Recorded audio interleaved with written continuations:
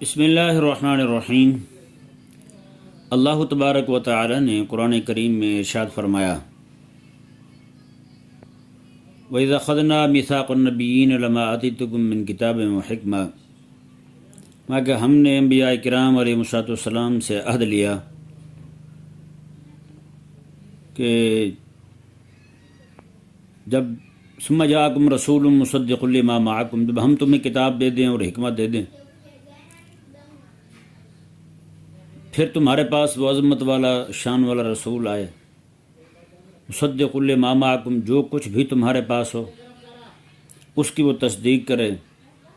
لتؤمنن بہ ولتنصرن، تو تم ہم پر لازم ہے کہ تم ان پر ایمان بھی لانا اور ان کی مدد بھی کرنا۔ یہ دو وعدے اللہ تبارک و تعالی نے انبیاء کرام علیہ السلام سے لیے تھے، عہد لیے تھے اللہ تعالی نے انبیاء کرام علیہ السلام تھے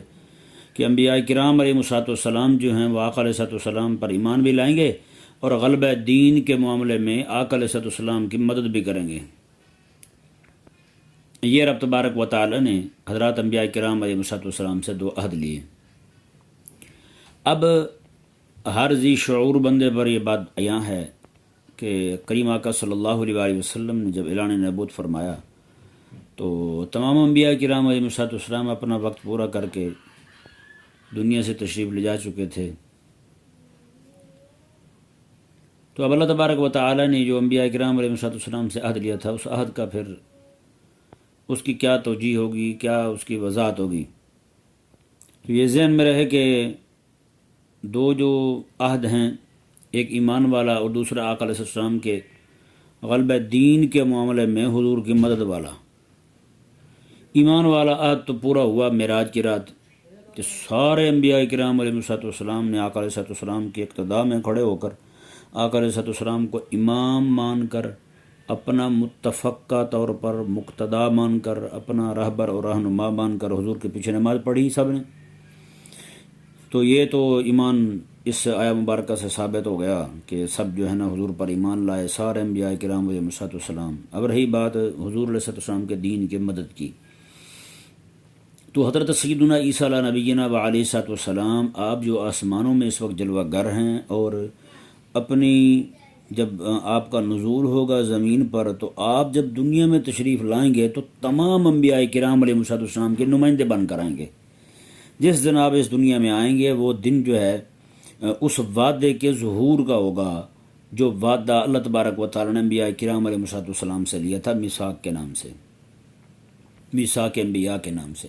تو عیسیٰ علیہ السلام آقا علیہ السلام کے جو جہاں پر آقا علیہ السلام کے دین کی مدد کر رہے ہوں گے، وہاں پر تمام انبیاء کرام علیہ السلام کی نیابت کر رہے ہوں گے۔ تو اس وقت جو ہے آقا علیہ السلام کا دین مبارکہ جو ہے پوری دنیا میں صرف اور صرف دین اسلام ہوگا، اس کے علاوہ کچھ بھی نہیں ہوگا۔ جو بھی یہودی نصرانی ہوں گے، اگر یہودی نصرانیت پر اڑے رہیں گے تو قتل ہو جائیں گے، چھوڑ دیں گے تو اسلام قبول کر لیں گے، کوئی مذہب باقی نہیں رہے گا، صرف اور صرف اسلام ہوگا۔ تو اس دن جو ہے وہ حضرت اللہ تبارک و تعالیٰ کے ساتھ انبیاء کرام علیہ السلام کا کیا ہوا عہد پورا کریں گے۔ حضرت عیسیٰ علیہ السلام جب پوری دنیا کے اندر سوائے اسلام کے کوئی دوسرا مذہب نہیں ہوگا، کوئی دوسرا دین نہیں ہوگا، شریعت ہوگی تو میرے آقا علیہ السلام کی، دین ہوگا تو میرے آقا علیہ السلام کا، کتاب ہوگی تو واحد کتاب قرآن کریم ہوگا۔ تو حضرت سیدنا عیسیٰ علیہ نبینا و علیہ السلام جو ہیں اس وقت،